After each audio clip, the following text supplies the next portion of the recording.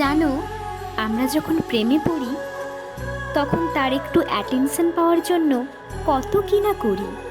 নিজেকে পরিবর্তন করা থেকে শুরু করে ফেসবুকের ছবি, কমেন্ট, রিয়েক্ট চেক করা, তাকে উদ্দেশ্য করে ঘন ঘন পোস্ট করা, তার সাথে ঘন্টার পর ঘন্টা কথা বলা।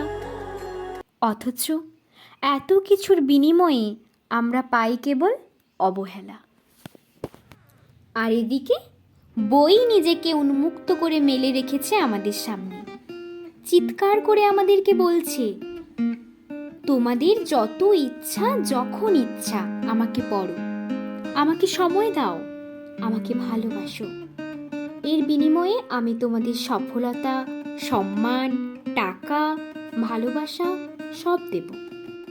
অথচ আমরা মরীচিকার পেছনে দৌড়তে গিয়ে নিজেদের জীবনের আসল লক্ষ্যটাই ভুলে যাই।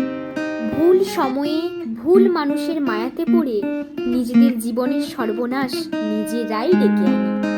তাই এই যুগে বই ছাড়া কেউ আমাদের ভালোবাসার যোগ্য নয়। একমাত্র যদি ভালোবাসা পাওয়ার যোগ্যতা অর্জন করে থাকে সেটা হচ্ছে বই। তাই সবাই বই পড়ো।